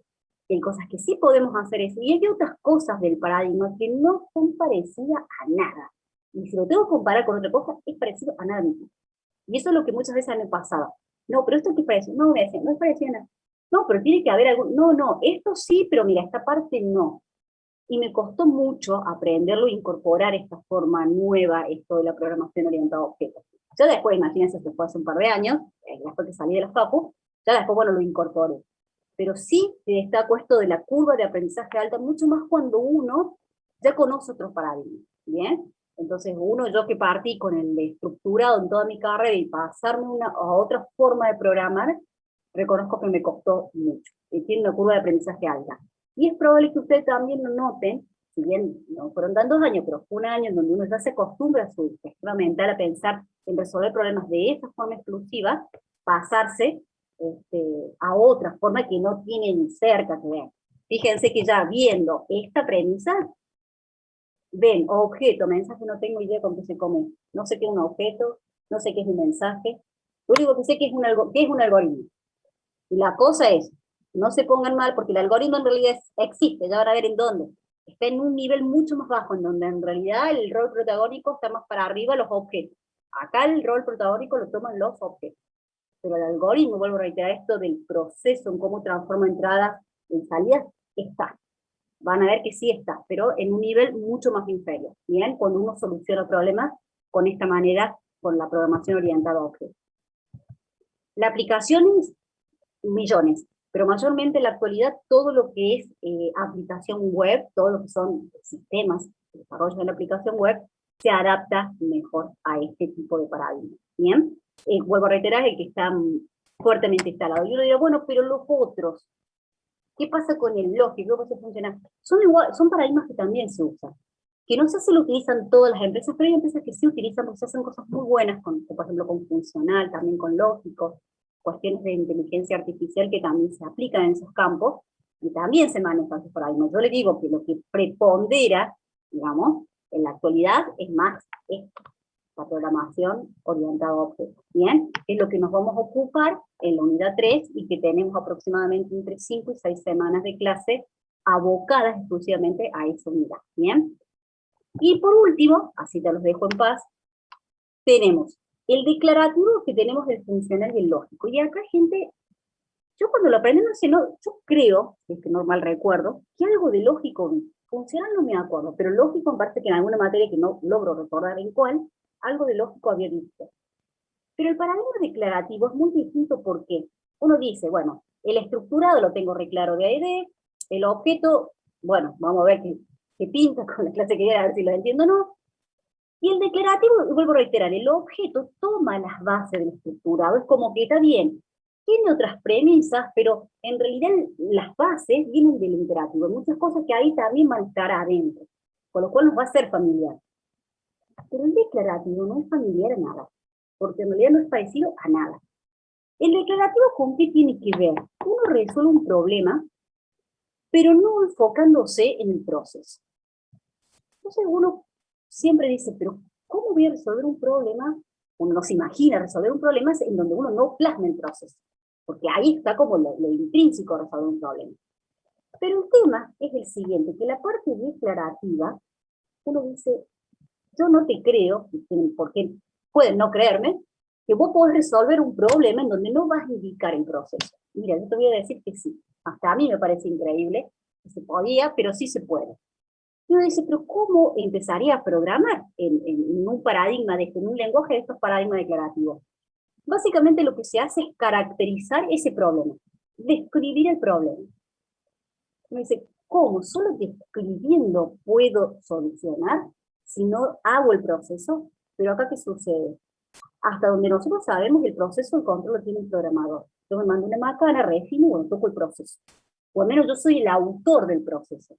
Aquel cómo se busca una solución, lo tienen algún elemento, algún mecanismo de control interno que está incorporado dentro del lenguaje. Entonces, alguien lo hace. Ahora bien, hay un cambio de roles. En realidad, antes, cuando en realidad el programador metía mano en el proceso, ahora el quien se encarga de buscar una solución no soy yo, sino que hay alguien interno que está integrado al lenguaje, un elemento, que va a permitir hacer eso. ¿Bien? Entonces, de alguna manera, en este paradigma, cuando yo encuentro una solución, parto o me paro en esto de poder caracterizar un problema, describiéndolo. Y dependiendo si estoy en el funcional o lógico, lo haré de una forma u otra. Pero planteado en el qué hay, ahora el cómo lo va a resolver, bueno, yo me lavo las manos y hay otro elemento, le doy lugar a otro elemento para que haga eso. Porque uno dice, bueno, pero alguien tiene que focalizarse en el cómo, si no, esto cómo se resuelve, no hace magia. Sí, claramente. Lo que pasa es que uno está muy metido, vuelvo a reiterar, es un año en donde uno le mete ficha al proceso, y uno está acostumbrado a tener un control directo de ese proceso. Y ahora que uno, como programador, tiene que dar un paso al costado y dejar que un elemento, un mecanismo de control interno haga eso. Entonces, eso no es fácil, ¿bien? No es del todo simple. Pero tiene algunas ventajas, que ahora se las voy a mostrar en este paradigma. Si yo voy al funcional, que es uno de los paradigmas que vamos a ver la materia, que tiene la vertiente declarativa, en donde vamos a caracterizar un problema, esa caracterización del problema la voy a hacer a través de un concepto que son los que se llaman funciones aritméticas. Claramente, el paradigma funcional viene o tiene sus bases en la parte de funciones aritméticas. Entonces yo digo, mi programita, ¿cómo va a estar conformada? Por funciones más mecanismos de control del propio lenguaje. Entonces yo digo, bueno, ¿cuál va a ser mi forma de trabajo? Bueno, yo estoy acá como programador. ¿Mi programa qué va a hacer? Y bueno, claramente yo voy a describir el qué quiero resolver a través de funciones aritméticas. ¿Bien? ¿Van a ser complejas? No. Se preocupen, son funciones aritméticas simples, oscuras. Entonces uno va definiendo las funciones, cada función representa algo que quiero resolver. ¿Bien? El tema es que después voy a tener del lado izquierdo un usuario que va a hacer uso de ese sistema. Entonces yo le voy a preguntar algo. Le voy a mandar una expresión, el nombre de una función, como activar una función en Python, por ejemplo. Entonces yo le mando una expresión. Cuando yo mando una expresión, te va a fijar, va a chequear si esa expresión que el usuario está pidiendo realmente la tengo definida por acá. Si la tengo definida por acá, lo que va a hacer es, se va a interpretar, se compila que no haya ningún error, se ejecuta y va a devolver un determinado valor. Entonces, programar en algo de este estilo, fíjense que cómo encuentra la solución de esa función, cómo la ejecuta, cómo devuelve el resultado, en realidad se encarga otro elemento del programa. Yo lo que voy a describir son esos requerimientos en términos de funciones aritméticas. ¿Bien?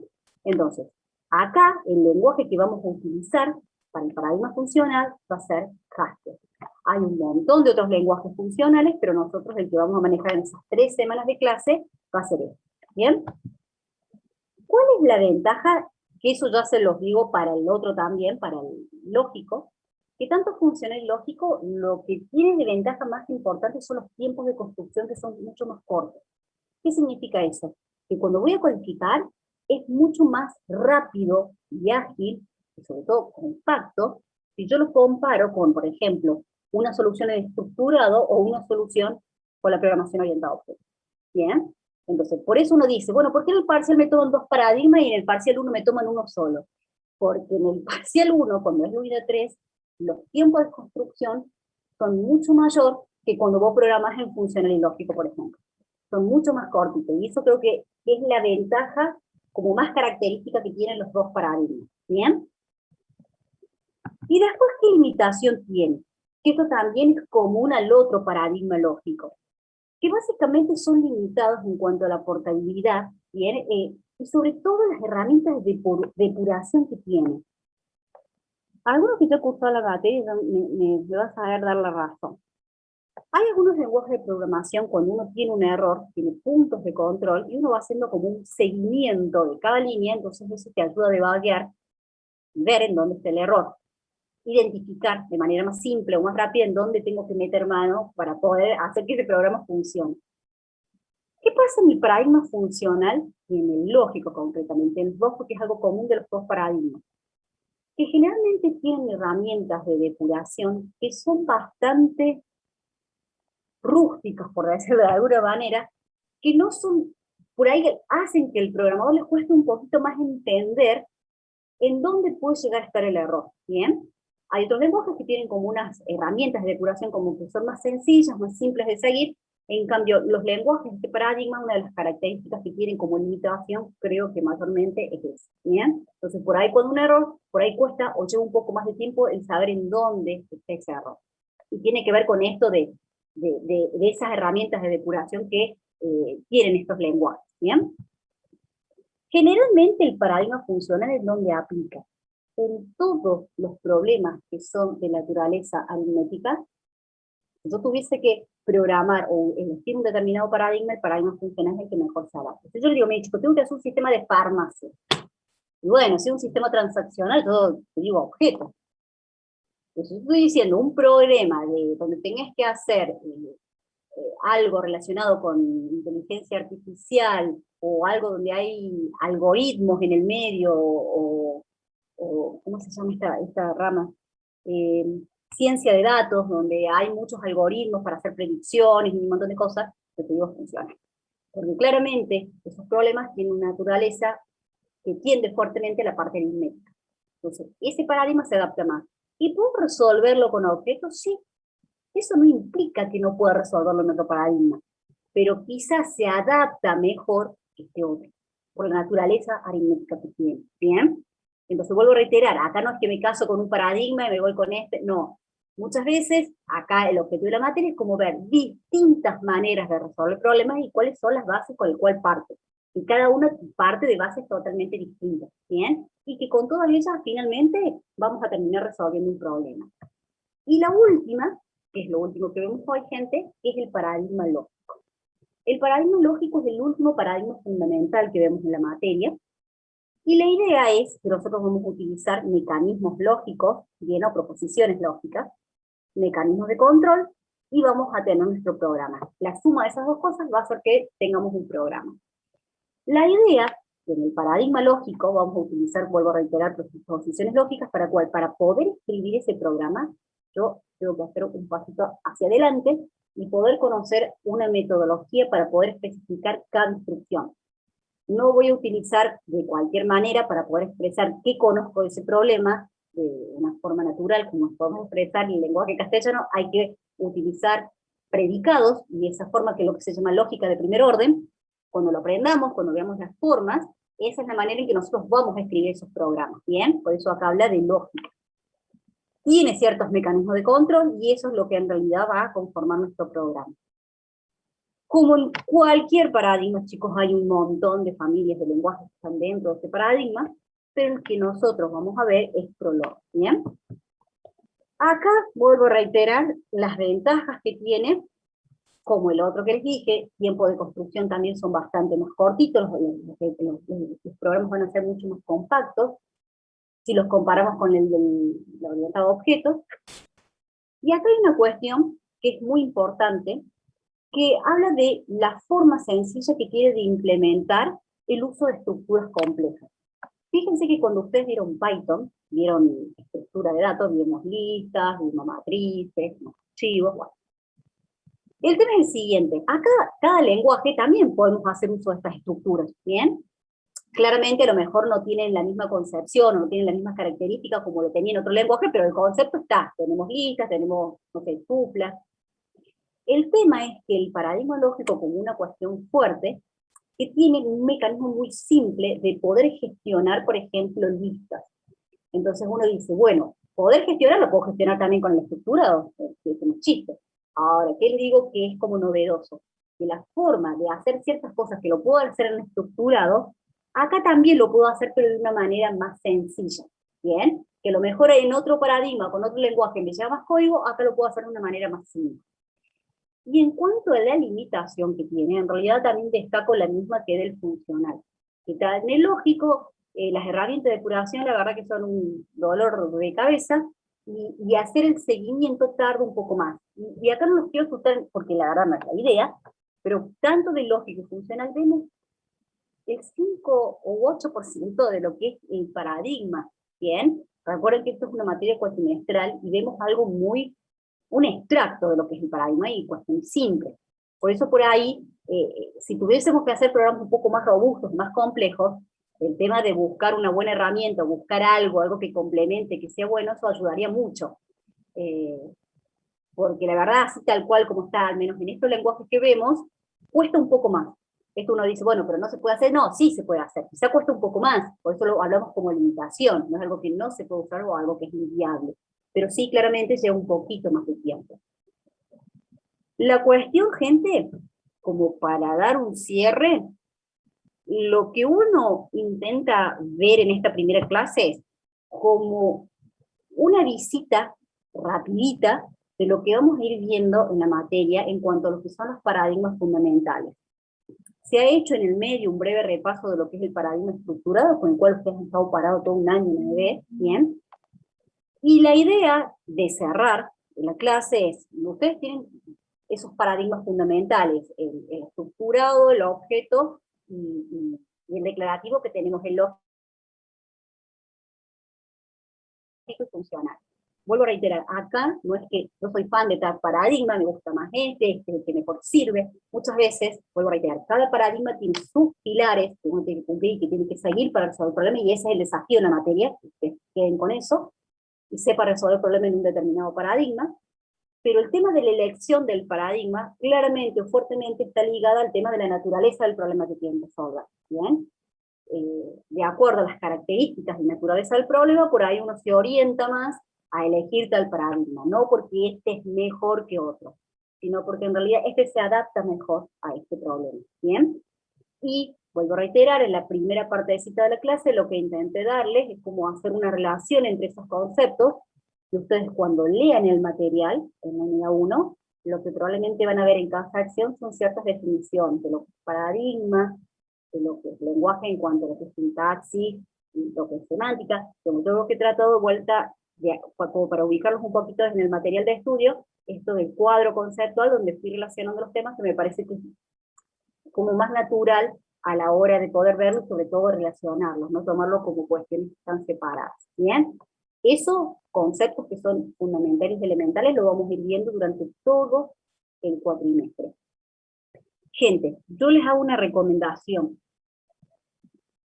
Si bien este cuatrimestre, como les decía, lo que ha cambiado respecto del otro es el tema de que hay un poco más de control en las evaluaciones, cualquier problema que tengan previo, que sepan o desde el punto de vista técnico, que pueden saber, me avisan, me mandan un mensaje por privado, me dicen de qué cursos son, y lo tratamos de solucionar con tiempo antes. Recuerden que creo que, si no mal recuerdo, la primera evaluación de esta unidad, de esta clase, es, si no mal recuerdo, desde el miércoles que viene no, la próxima, creo que es la tercera semana.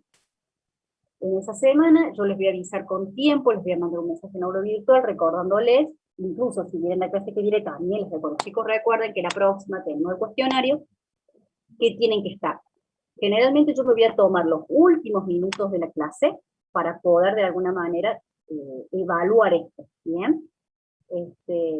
Así que traten, por favor, de ir estudiando de ahora de a poquito, ¿bien?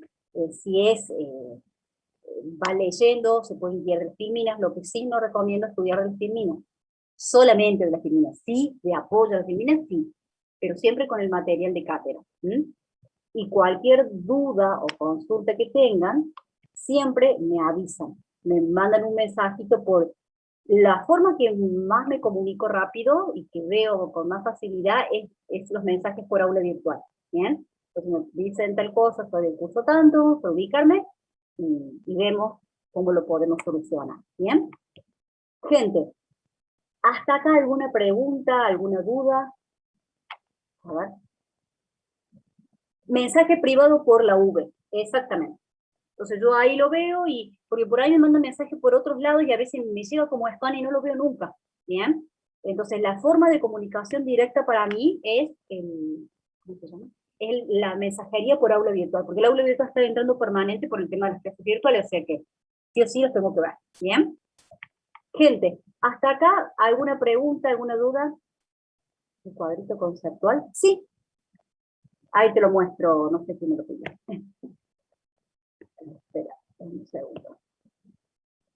Facundo. Ahí te lo muestro, Facundo. Creo que era la primera parte.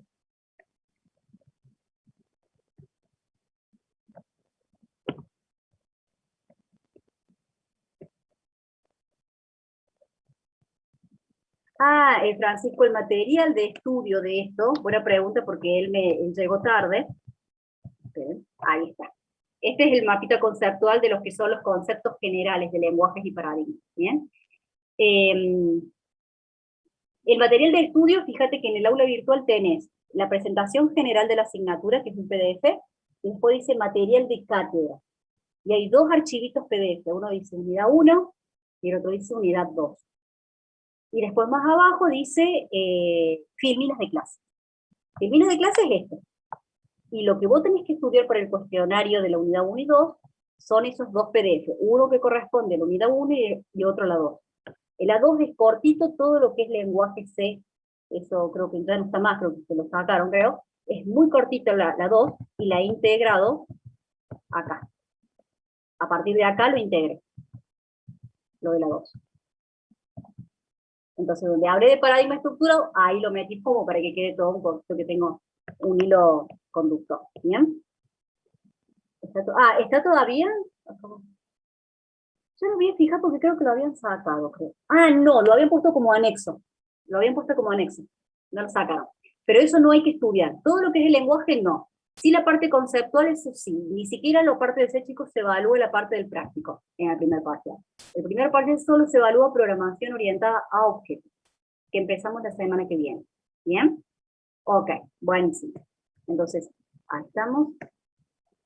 Bueno, bárbaro, buenísimo. Bueno, gente, entonces, si no hay alguna otra duda, buenísimo, Ignacio, estaba por decirle, la próxima clase traten, chicos, de no faltar, porque ya empezamos con objetos. Entonces, una clase que por ahí, una semana que falten en la clase que sea, hay mucho impacto. Así que traten a partir de la semana que viene de asistir. Y bueno, si alguien tiene alguna pregunta, alguna cosa. No, por No, favor, no. profe, está bastante bien. Bien, buenísimo, Estefanía. Buenísimo. Bueno, entonces, gente, si bueno, después les surge alguna pregunta, no hay problema, me lo preguntan por V, yo les respondo, no hay ningún problema. ¿Bien? Buenísimo, gente. Entonces nos estamos viendo la semana que viene.